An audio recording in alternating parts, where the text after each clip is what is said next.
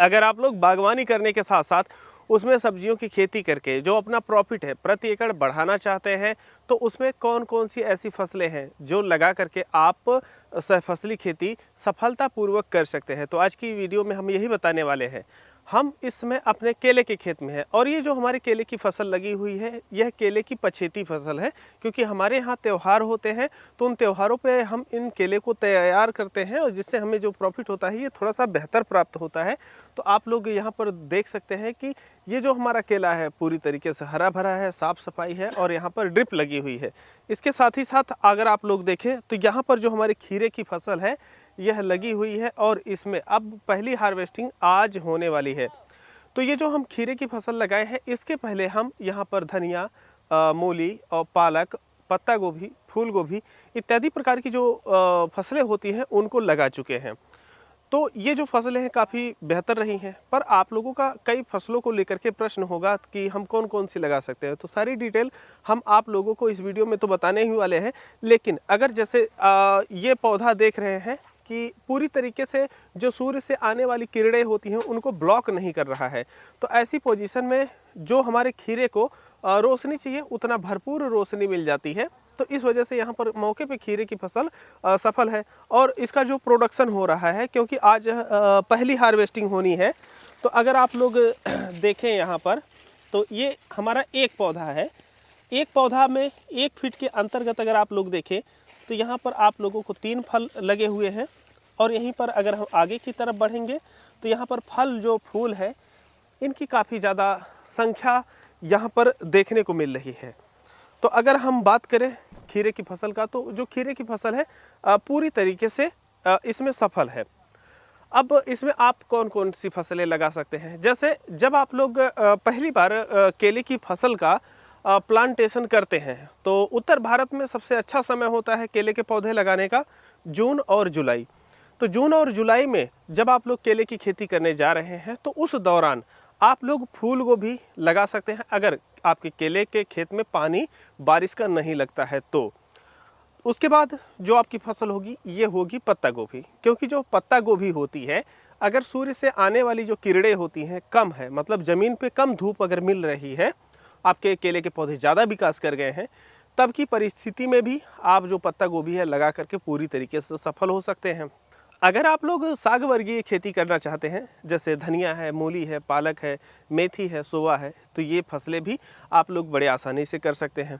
लेकिन यहाँ पर हम कुछ फसलें बताए हैं, लेकिन कुछ ऐसी फसल होगी जो आप लोगों को पता होगी, आप लोग लगाना चाह रहे होंगे। तो देखिए, जब आपके केले के अंदर रोशनी पर्याप्त आ रही है, तो कोई ऐसी फसल हो जिसको रोशनी चाहिए, जैसे हमारी जो खीरे की फसल है, इससे पर्याप्त रोशनी चाहिए, तभी बेहतर प्रोडक्शन यहाँ पर देखने को मिलेगा। अगर रोशनी कम मिलेगी तो जो इसके पौधे हैं विकास तो करेंगे, लेकिन फल फूल की संख्या काफ़ी कम देखने को मिलेगी। तो अगर जो रोशनी है ये पर्याप्त मिलेगी तो आप बेल वर्गीय जो फसल होती है, जैसे खीरा है, खरबूजा है, तरबूजा है, ककड़ी है, करेला है, नेनुआ, लौकी, कद्दू इत्यादि प्रकार की जो बेल वर्गीय फसलें होती हैं इनको आप लगा सकते हैं। दूसरी चीज़ है कि अगर रोशनी कम आती है तो ऐसे में साग वर्गीय फसल आप लगा सकते हैं, जैसे धनिया, मूली, पालक, सोवा, मेथी।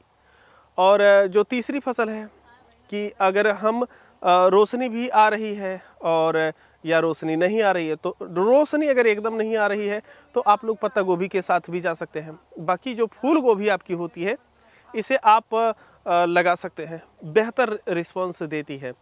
तो ये जो फसलें हम आपको बताए हैं इनको आप हर किसी बागवानी के साथ कर सकते हैं। और दूसरी चीज़ आप ये ध्यान दे सकते हैं, जैसे अगर आप लोग केले की फसल लगाए हुए हैं तो हमें इसके साथ वह फसलें लगानी है जो केले के पौधे से छोटी होती हों।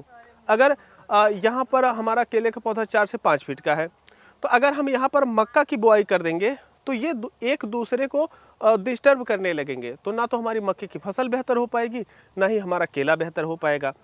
तो जब सहफसली हम लगाने जाते हैं तो हम ये कोशिश करते हैं कि जो हमारी दूसरी फसल रहेगी, मुख्य फसल हमारी केले की है, जो हम दूसरी फसल लगाएंगे वह इससे नीचे रहनी चाहिए।